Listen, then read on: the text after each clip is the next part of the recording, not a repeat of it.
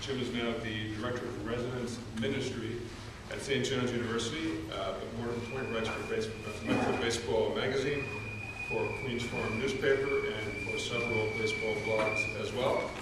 And his topic, the Mets and religion. Jim.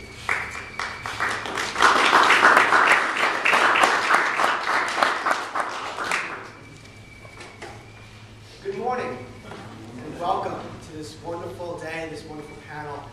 I'd like to begin with a joke. It is more corny than funny, so please give me a fake laugh at the end. Two buddies, Bob and Joe, were two of the biggest Mets fans in New York. Their entire adult lives, Bob and Joe discussed Mets history in the winter and poured over every box score during the season, and they went to about 60 games a year. They even agreed that whoever died first would come back and tell the other if there was baseball in heaven. So one summer night, Bob sadly passed away in his sleep after watching the Mets' victory earlier in the evening. He, of course, died a happy man. And so a few nights later, his buddy Joe awoke to the sound of Bob's voice from beyond. "Bob, is that you?" Joe inquired. Bob replied, "Of course it's me." So Joe can't believe it. "This is unbelievable. So tell me, is there baseball in heaven?" So he says, "Well, I have some good news for you and some bad news for you. Which would you like to hear first?" So Joe decides, "Tell me the good news first." And Bob goes on to say, "Well, the good news is that yes, there is baseball in heaven, and I get to play with all of the great Mets who have passed. Bob Murphy even does play-by-play." "Oh, that is wonderful. So what could possibly be the bad news?" And Bob responds, "You're pitching tomorrow night." That's not bad. With the slogan of "You gotta believe," perhaps no other team best connects fans and religion as the New York Mets do. While correlations have often been made between baseball and religion, the Mets have a unique and fascinating relationship that is worth exploring deeper.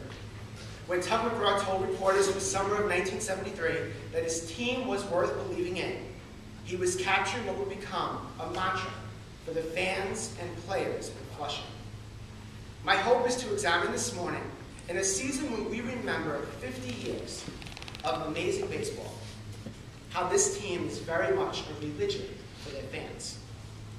Now let's be honest, losing seasons have been plenty. But there is, of course, no religion without sacrifice. Mets fans have made many sacrifices, starting watching their new team with their first two seasons in the historical Polo Grounds, moving to the beloved Shea Stadium, to recently the ever-evolving Citi Field. The few seasons where the city flowed in champagne are enough for the loyal fans of the orange and blue to keep believing. So let's begin by looking at baseball and religion in more general terms. Both have rituals, from standing up, sitting down, and at times falling to our knees. Opening hymns, signs of peace, stories and lessons learned from past years are all similar experiences. We enter our place of worship and gather a weekly bulletin, scripture, or hymnal. Enter the ballpark, we grab a scorecard, a program, and at least for one visit a season, a yearbook. For our religious practices, we wear our best clothing, especially for the most significant of holy days. Is it not the same for the trip to the baseball park?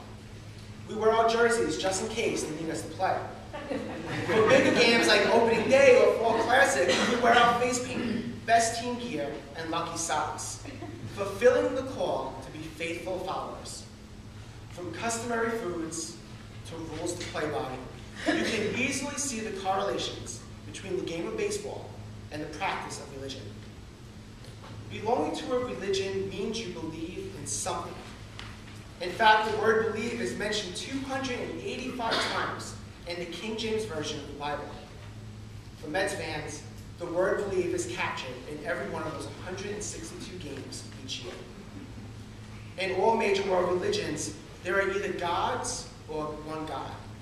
There are prophets and saints, figures who the faithful turn to, who teach us lessons, show us the way. Put on pedestals, they are the ones we look up to. In baseball, we have our heroes. Surely they are not on the same level as the before-mentioned religious figures, but in the baseball world, they are the ones we adore. We retire the numbers of our best. We wear their names as if they were our own. While few live up to the pedestal we place them on, there is at least one to remember in a special way. Number 8, the Kid, Hall of Famer, Gary Carter.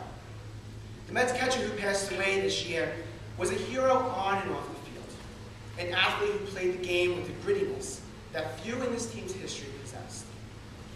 A man who lived an honorable life, worth replicating. Gary Carter is a hero in the religion known as Mets baseball. In one final comparison, there is, of course, superstition.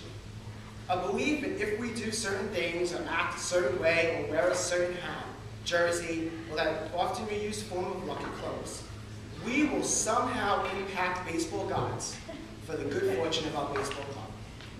I sit and watch the Mets game, and I change the channel back and forth, hoping if I do that enough, David Rudd will get paid.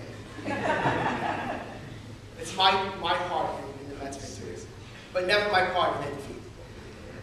It is only appropriate that in a sport that so often resembles a religion, that it is the game of baseball that have helped bring equality to a nation under the leadership of Jackie Robinson. Before most of the country embraced diversity and equality, baseball did. All made in God's image is a shared belief among major world religions. Baseball was one of the first to truly demonstrate this, and that is something we're all thankful for. By the way, it is worthwhile to point out that number 42 maintained integrity in the midst of hatred and racism by reading scripture before each game. It is what he credited for the strength to change the world. For the fans of the New York Mets, the dedication and yearly practices demonstrated are indeed a religion. And later we will examine this more closely.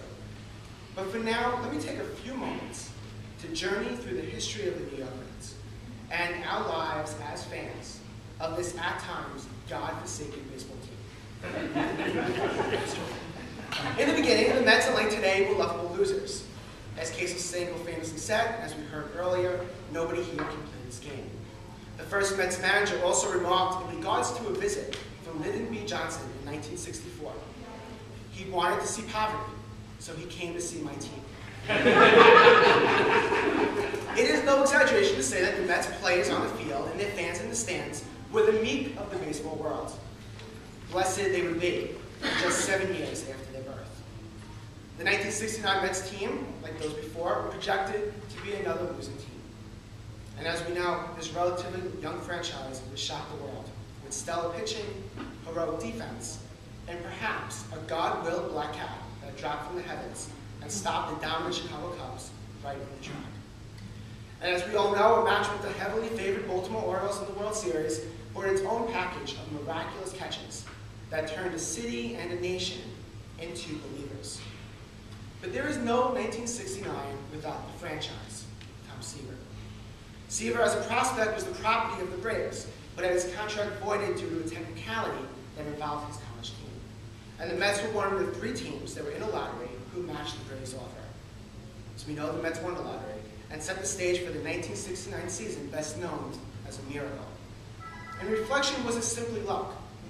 Or was it something intended from above?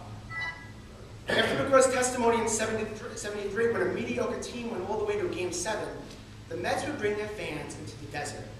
Not so different from the one we find ourselves in now. Exiled from baseball relevancy, the Mets and their fans found themselves as the least of their baseball brothers in the baseball world.